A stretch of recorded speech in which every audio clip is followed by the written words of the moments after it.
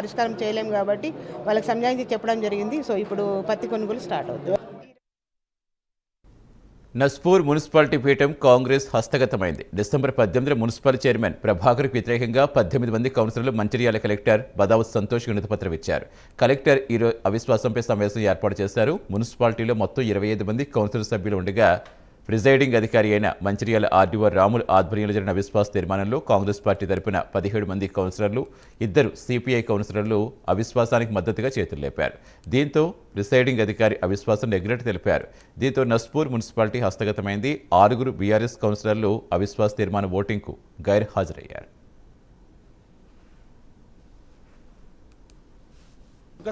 సమావేశంలో నాతో పాటు మా మిగతా కాంగ్రెస్ కౌన్సిలర్లు, అదేవిధంగా సిపిఐ కౌన్సిలర్లు అందరూ కూడా ఈ అవిశ్వాస తీర్మానానికి మద్దతు తెలపడం జరిగింది. ఆర్డీఓ గారు ప్రకటించారు ఈ అవిశ్వాస తీర్మానం నెగ్గిందని. ఈ యొక్క అవిశ్వాస తీర్మానానికి మద్దతు తెలిపినటువంటి నా తోటి కౌన్సిలర్లందరికీ కూడా నా యొక్క కృతజ్ఞతలు తెలుపుకుంటూ, మరి అదేవిధంగా ఏదైతే కొత్తగా ఏర్పడినటువంటి నస్పూర్ మున్సిపాలిటీలో గత పాలనలో అనేక అన్యాయాలు, అక్రమాలు జరిగినాయి, అవినీతి పాలన జరిగింది. అలాంటి అవినీతి పాలన ఉండొద్దని ఒక ముఖ్య ఉద్దేశంతో ఈరోజు మేము కౌన్సిలర్లం అందరం ఒకటై ఈ యొక్క అవిశ్వాస తీర్మానాన్ని మేము పెట్టడం జరిగింది. అదేవిధంగా అవిశ్వాస తీర్మానంలో మేము నెగ్గినాం.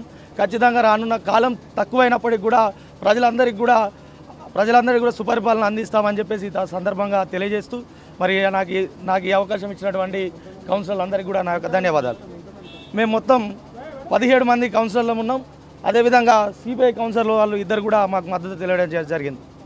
మంచిర్యాల జిల్లా నస్పూర్ పాలకవర్గంలో అవిశ్వాస తీర్మానం ఈరోజు కలెక్టర్ గారి ఆదేశాల మేరకు ఈరోజు అవిశ్వాస తీర్మానం పెట్టడం జరిగింది. అందులో కాంగ్రెస్ 17, సిపిఐ 2 మొత్తం 19 మంది సభ్యులతోటి ఈరోజు పాలకవర్గ సమావేశం జరిగింది. దాన్ని ప్రిసైడింగ్ ఆఫీసర్గా ఆర్డీఓ గారు పాల్గొని ఈ అవిశ్వాస తీర్మానాన్ని ప్రవేశపెట్టడం వల్ల 17 మంది కాంగ్రెస్ సభ్యులు, మేము ఇద్దరం కలిస్తే మొత్తం 19 మందితోటి ఈరోజు అవిశ్వాసం ఆమోదం తెలపడం జరిగింది.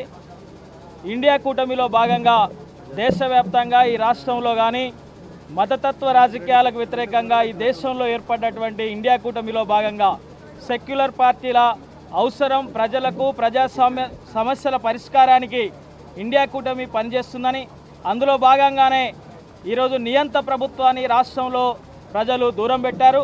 అందులో భాగంగా ఈరోజు నస్పూర్ పాలకవర్గంలో ఉన్నటువంటి దాన్ని కూడా ఇండియా కూటమిలో భాగంగా సెక్యులర్ పార్టీల కనుసన్నలలో కమ్యూనిస్టు పార్టీ, కాంగ్రెస్